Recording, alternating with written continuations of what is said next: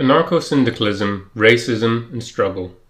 An account of an anarcho-syndicalist and a member of the direct action movement about being an ethnic minority in Britain and how to oppose racism from around 1983.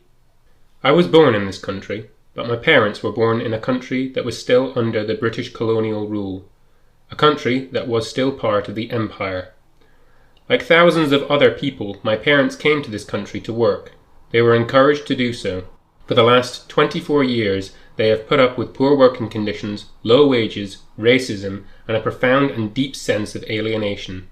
They have clung to a myth of return to a country that is still suffering from the direct and indirect consequences of British imperialism. It is a myth. They cannot and will not return to their country. It's an economic and social impossibility. Around me, I see hundreds of young people in the same situation as myself. Born here, educated here, but still not part of this country. We are marked out by colour, culture and language. Some second-generation immigrants totally reject British culture. They too long to return to a place they regard as home. Some others totally reject their parents' culture and regard themselves first and foremost as British. A large majority try to balance the two, regard themselves as black or Asian British. I have tried the first two approaches. I even returned to my parents' country, but found myself a foreigner there too. I now reject all of these approaches. Whilst I cannot deny my parents', and to some extent my own, culture, the common element is class. My parents are working class. I am working class, both here and abroad. From both instinct and experience, I reject the divisiveness of nation and accept the unity of class. This is the only solution to the problems of fitting in. The reason I am writing this pamphlet is to express these ideas to a wider audience of all cultures and to engage in a dialogue with whoever is interested. I have specifically refrained from mentioning which country my parents come from. This is because the experience is common to all nations that were exploited by British imperialism. Racism. Who benefits? It is often said that racism is a deliberate policy to divide and rule the working class. Whilst this is undoubtedly true, it does not go very far in explaining racism, nor are the conclusions drawn as far as they should. Racism in Britain is directly linked to its colonial past. Even before the influx of 20th century immigrants, Jews, Irish, blacks, Asians, etc., belief in empire and colonialism were deliberately fostered in sections of the working class to quiet down working class opposition. Even the middle class philanthropists were patronizing racists in their assumptions. Socialists, like Hindman, at the turn of the century, supported British imperialism. With this imperialism, racism was an integral part. The belief the exploited peoples were inferior and barbaric existed even before large numbers of blacks and Asians came here, though in some parts of Britain there have been blacks in the community for hundreds of years, like Cardiff, Bristol, Liverpool, etc. When the economy was expanding and capitalism needed more labour, the colonial connection was used to bring in immigrant labour, very often from places that had been deliberately underdeveloped by colonialism.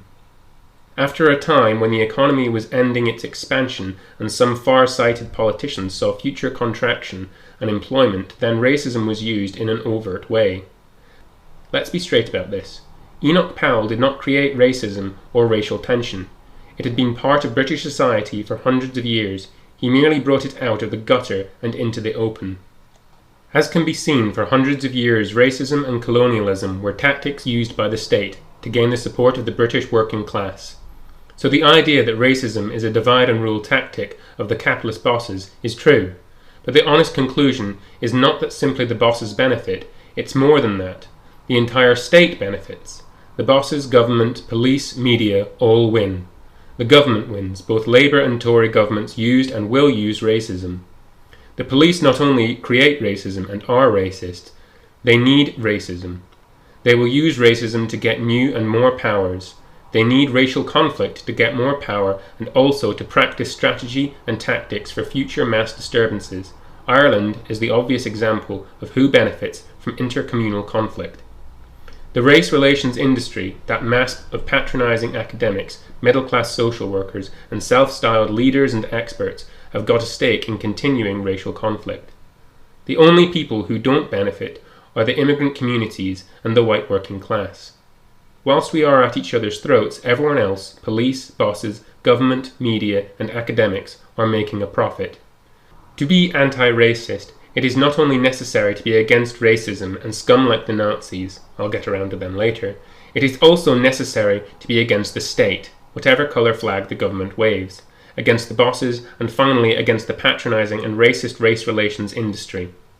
To be truly anti-racist, one must also campaign actively for racial unity, the unity of the working class. True anti-racism is also anti-statism.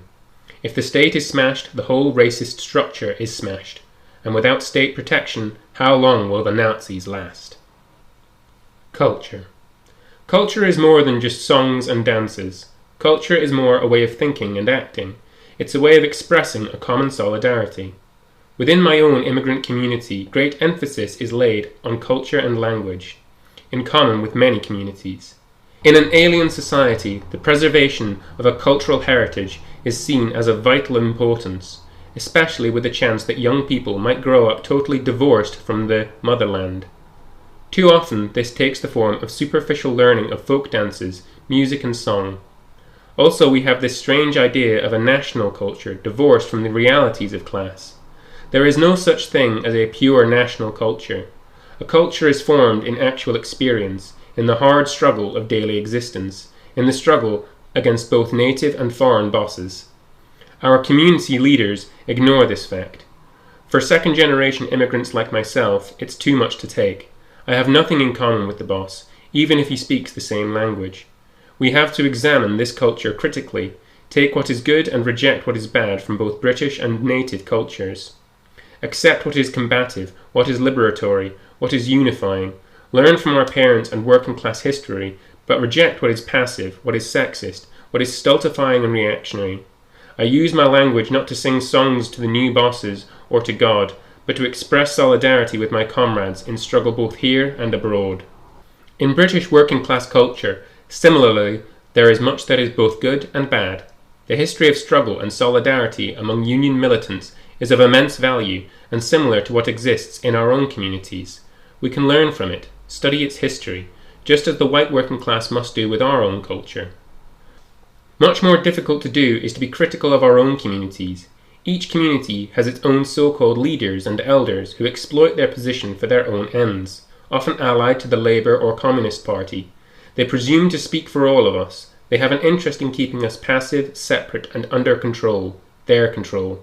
They will use slogans about national or cultural preservation to keep us apart from the rest of the working class. They also have their own class and economic interests. They are usually businessmen with factories that exploit workers of all nations. I do not talk here of the true class militants, but the middle-class scum who appear on TV to apologize for us every time we hit back. Nazis. For a large number of people, mention racism and they will immediately think of skinheads, the National Front or other Nazi groups. Yet when I come across racism, it's when I open the newspaper, or listen to the radio, or watch TV. It's when I see a group of politicians or academics talk about us as if we are a cancer. Racism is when I see workers doing shit work for low wages and being afraid to complain. Capitalism and the state are the real racists, and what's more, they have real power. The racist bosses have the power to hire and fire and exploit. Racist police have the power to beat up and arrest and spy. The racist courts have the power to fine and imprison. Racist politicians have the power to take decisions and create fears and tensions. In comparison, the Nazis are almost powerless. Almost, but not quite. Racist and fascist organizations have a useful role to play for the state. They can galvanize and manipulate racist feeling. They can pull communities apart. They can create violence and insecurity so that people call for more police power, just what the state wants. They can create discord in workplaces. They can attack militants and individuals. This doesn't mean that the state forms and directs Nazi organizations, though it's safe to say that the police have their own people inside the Nazi leadership. By offering publicity and protection by nods and winks, the Nazis are used to create the sort of situation the state needs. In effect, they are the shock troops of the racist state. When they are no longer useful, they will be discarded. The Nazi leaders aren't stupid, they know this, but whilst they are being used, They are trying to use the situation to their own ends. No doubt the majority of Nazi cadres really do believe the crap they are fed by their leaders, but the fact remains that they are being used.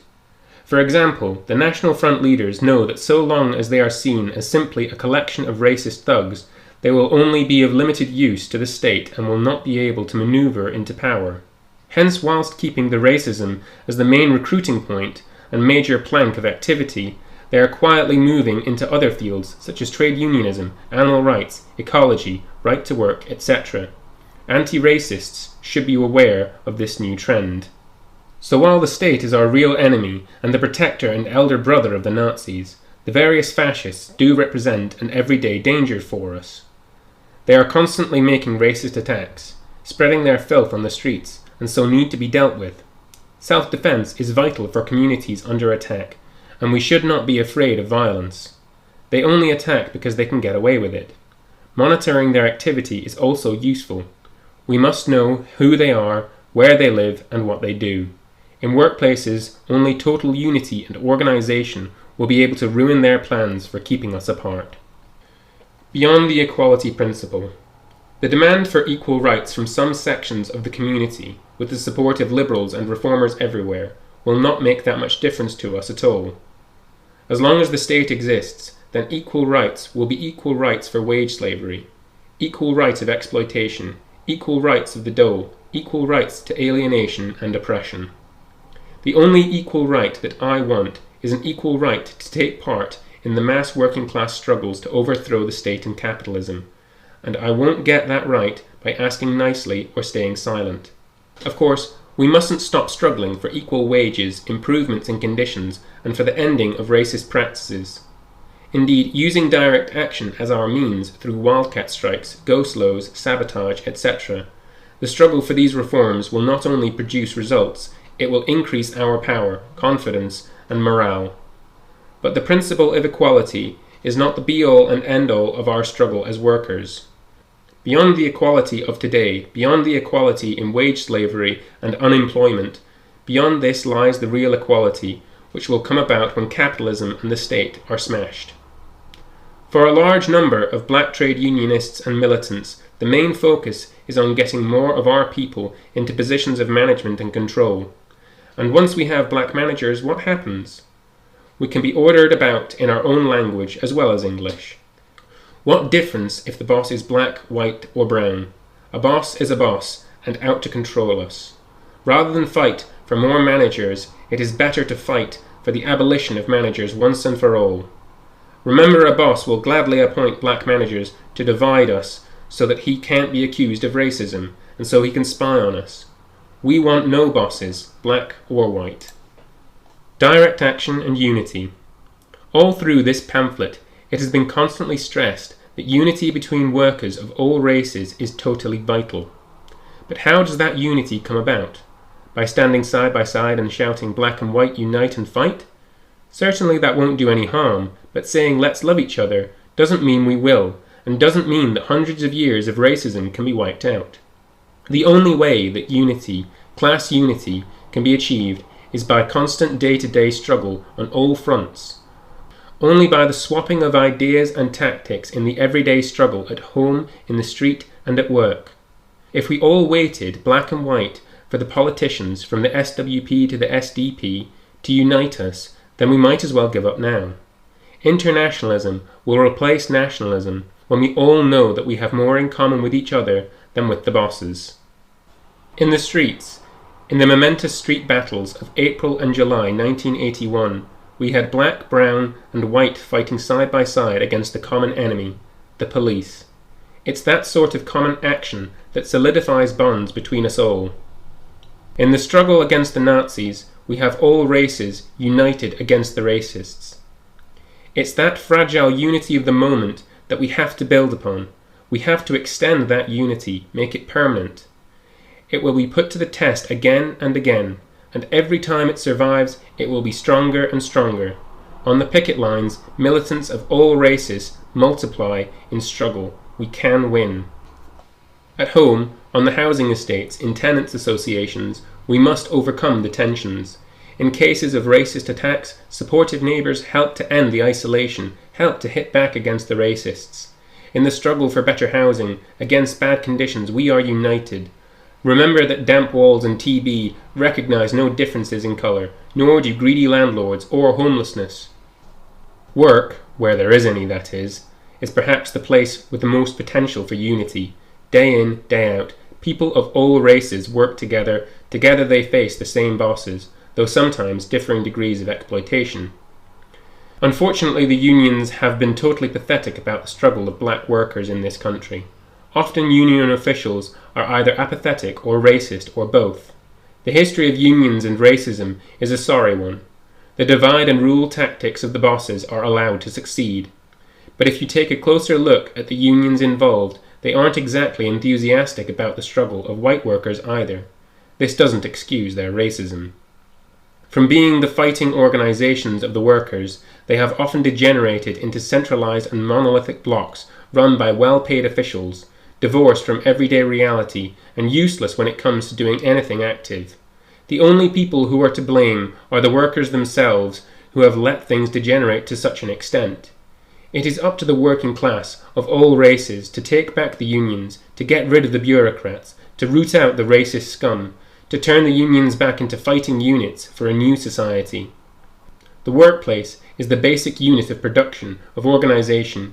Each workplace needs an independent working class organization run by all the workers themselves, without politicians or bureaucrats. These workplace organizations can engage in day-to-day struggles for wages and conditions, using direct action rather than waiting for the bosses to be nice and from day to day to grow in confidence and power. The ultimate aim for these workplace organizations or workplace committees to unite across the country, again without the need for bureaucrats and politicians, and once united, launch the struggle to smash the state and create a new society based on self-management and mutual aid. With the workplace committee as the basic unit for struggle, the workers' power and organization is rooted in real life. It is here that racism will be crushed. In struggle, we will depend on each other for help and solidarity. Racists will either realize their errors when they see the reality of class unity, or they will be driven out of the workplaces by the committees. In the streets and at home, neighborhood committees will work in the same way as the workplace committees. All this may seem utopian dreaming, but it is based on countless years of experience, on the history of workers' struggles around the globe. This is Anarcho-Syndicalism, the union of workers struggling against the state for a free and libertarian communist world, anarchism. It is rooted in our class life, in day-to-day struggle. In Africa, it is no longer then armed struggles linked to foreign imperialist powers like Russia, Cuba, or China, or USA, or South Africa, but the struggle of the unionized and class-conscious workers and peasants which hold the key. Note: this pamphlet was written by a member of the then South London branch of the Direct Action Movement, forerunner of the Solidarity Federation, in about 1983. While some of the situations described have moved on and changed, the conclusions are generally still valid.